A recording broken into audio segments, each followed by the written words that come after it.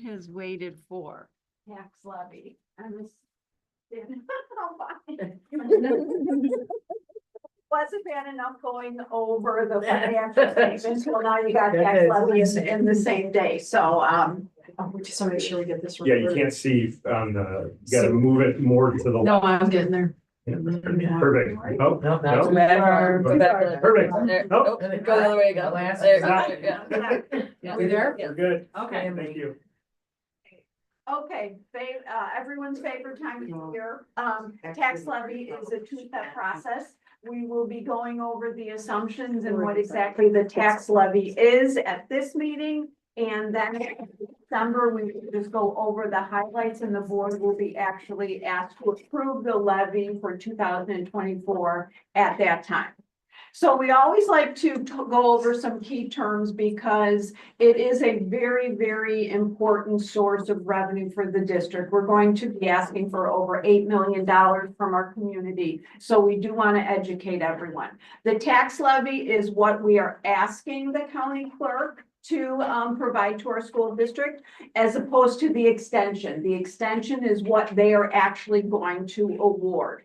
We can always ask for the moon, but they are only going to extend what we are legally obligated to receive.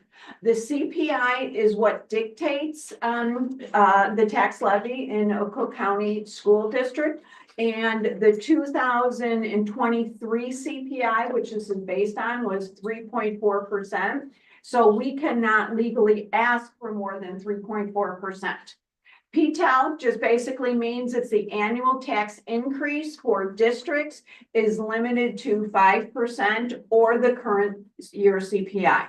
So a couple of years ago, the last two CPI rates were in excess of 5%, but we could still only ask for that 5% because we are monitored by PTEL. And then the EAV is the equalized assessed valuation. That is not what our homes are worth. That is what the county says they're worth. They do the assessment comes in, and you'll see when we do the EAV slide, this was the triennial assessment. Every 3 years, Cook County is assessed. So you'll see a big fluctuation there. And so I always like to talk about what impacts the tax levy. The prior year's extension without bonds and the levy recapture, that's going back to our 3.4%. New property, we always want to put a little bit of money in there for new property, because if there's something out there that we don't recognize and it comes on our books and we don't levy for it, that money is lost forever, because the tax levy is a cumulative process. It always builds on the prior year. And the consumer price index we already talked about was 3.4, PTEL, and the balloon levy. You'll see in one of my final slides, we always put in a balloon levy of about $50,000. Again, in case something happens with EAV, if that falls, or there is some additional new property out there, we want to make sure we capture it. If there is nothing that is going to affect our tax levy, they're not going to give us that $50,000. It's just in there as a cushion. Historical CPI, we always like to share with our community what has looked like. And this slide is the last 32 years. Right now, we're looking at our 3.4. The area I circled prior was 22. It was a 22 and 23 tax levy that we did. And each of those years, it exceeded the 5%, but we could only ask for that. So overall, the first 10 years, we averaged about 2.5%. The next 10-year period was 2.49. And this last 12 months was only 2.33%. So relatively CPI, which is what we can ask for, has been relatively low, except for those last two outliers. Okay, Public Act 102519 was new to last year. And basically what it says is when you go for a tax appeal, if you feel your tax bill is too high relative to your peers, you can go and you can appeal. It's a very formal process. Well, in the past, that money was always lost. And now the county enacted this public act where that money is now given back to the school districts. So in our tax levy, there is going to be $88,000, and that does not subject to that PTEL. So this is a wonderful thing that they started last year. That money is no longer lost to the district. Okay, our EAV. This is what I wanted to point out. With the triannual assessment, the EAV is $242 million. And that you can see over the last 10 years is relatively high compared to history. We are presenting or estimating our tax levy for our EAV to decrease by 10% next year, because EAV is always behind the year. So when we do the tax levy, we always have to estimate it.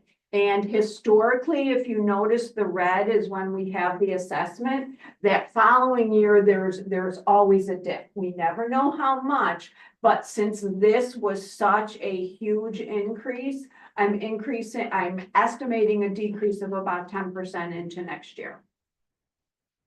Okay, so why is the EAV important? There are a couple of funds in our accounting system that has tax rate ceilings. If a EAV falls too low and our accounts exceed this tax rate ceiling, we will not capture all of the money that's levied. So again, that's a little bit why we put the balloon levy in the ed fund, because the ed fund doesn't have any sort of tax ceiling. So that's why the levy goes into there. And then again, if EAV drops too low, they may reach our tax rate ceilings, and that's why we do that balloon levy. Okay, we're going to make a couple assumptions because we don't have all the information for 2024. We already said we're going to decrease EAV estimate by about 10%. Estimated new construction, 200,000. The levy is going to be 3.4 and a balloon levy of $50,000. Okay, so what this means is the capped extension, what we got last year was the 7.6 million. If we increase that by our 3.4% and the estimate of revenue we would get for our new property, we're now at that 7.9 million, followed by our $50,000 balloon levy. So we are going to be asking our taxpayers for $7.993 million this year. The last two lines are our non-capped extensions, which are our bonds. Those we went out for, we sold those back in 2020. And at that time, our financial advisor actually levies for that. So we have no control over that. But I think it's good for our community to see the total tax levy for 2024 is actually going to be 8.4 million, almost $8.5 million. Okay, so everybody wants to know, what does that mean to me? I know I do. I live in Will County, and the first thing you do, you look at your tax bill.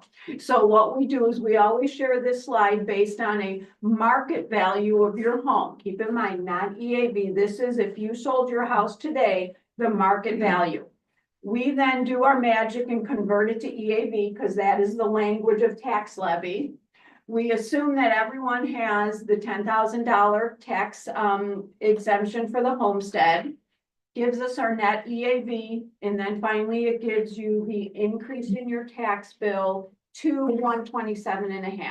So if you are right in the middle there, and if you have a $225,000 home right now, your bill would be increasing by about $62.42.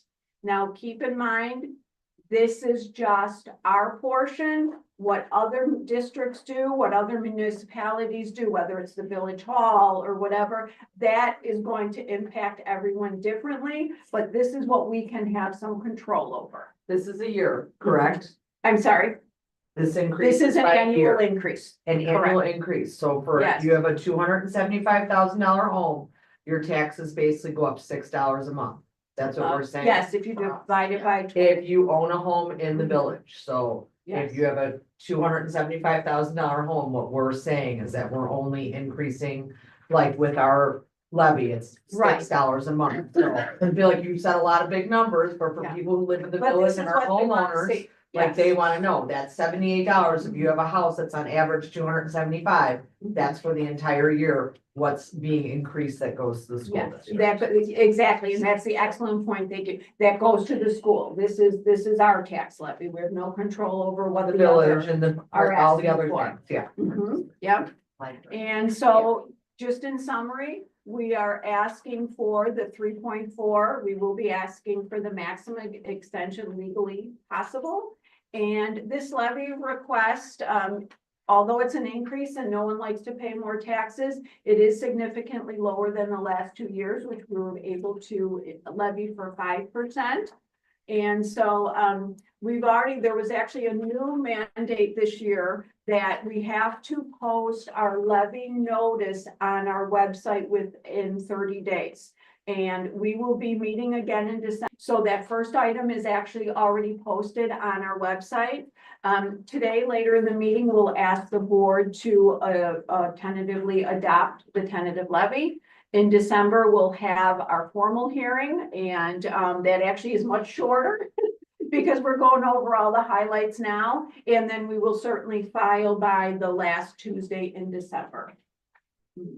And like Chrissy said, I know it's a lot of big numbers, but it is so important because it affects every homeowner in Chicago Ridge. So, does anybody have any questions on this? Okay, we will be talking about it again in December.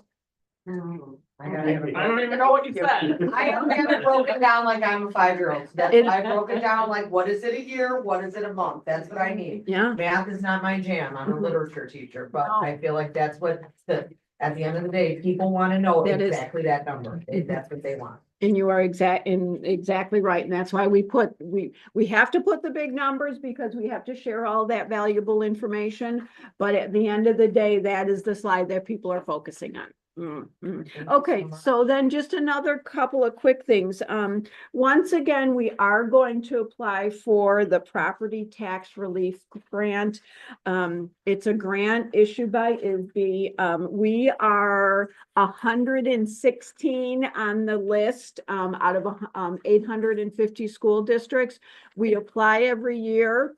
The good news is it is a grant that is awarded based on high tax rates relative to other school districts. Well, ours is not one of the highest, so that's the good news. If we got it, it's about 100 million, it's about $1,033,000, and then that would be abated back to the taxpayers. But I'm going to tell you, we're not going to get it. But it's a click of a button, and I would be remiss if we did not. So then the next thing, 7.3, is our summer 2025 capital projects. What we did, we had a really good conversation with the board during our study session. Our wish list was certainly larger than what we felt comfortable spending in 1 year. The last 2 years we have spent, just like, Jeff said, I mean, almost probably $9 million on construction alone. So the list that we would be looking to do over the summer of 2025, district-wide, we would be looking to do some crack fill, seal coating, and striping. There is an area over at Ridge Lawn that runs adjacent to the prairie that we would like to put some flat concrete work there to clean that area up a little bit. Building controls over at Ridge Central to get the HVAC system to talk with the control system. We discussed that is a matter of time, that software and those equipment, it's not even, you can't even purchase anymore. So that is just unfortunately a matter of time. Restroom improvements, which include replacing flush valves that are 20 years old and doing some sealing of all our fixtures that are leaking and just are in really need of repair. And then also furniture. We're looking to finish up the last 2 grades at Ridge Lawn and Ridge Central. It's not a lot of fun projects. We're not really getting a lot of learning. Well, we're not getting any learning spaces. But these are the projects that we feel like really need to be done. Yeah, and I think it's really just crucial that we always keep up on these. As you know, in your own home, the longer you wait on it, the more expensive it becomes. So it's, although, as Candy said, outside of furniture, it's not very exciting. But it's stuff that we have to keep up on so that we're, and I think we do a nice job overall keeping our buildings in good working order. And we want to make sure we continue to do that. So did you guys say no to the board team building activity of painting the buildings? Is that? Right now, that's enough. Couple bucks, okay. But if you're looking to volunteer, oh, boy. Any, Team building, oh, Well, good answer. That works out. I love doing team. oh, my, 3 buildings? Oh, boy. Now we got At a time. There you go. Any questions before we move to the last item? No. Okay, so the last item, every year, we do apply for the school project maintenance grant, and that is $50,000. It's a match grant from Illinois State Board of Ed. And looking at this list, it seems like the building controls over at Ridge Central would be most appropriate. So the board will be asked to approve that we submit a timely request for that grant. And that is all I have. Thank you. Other whole business.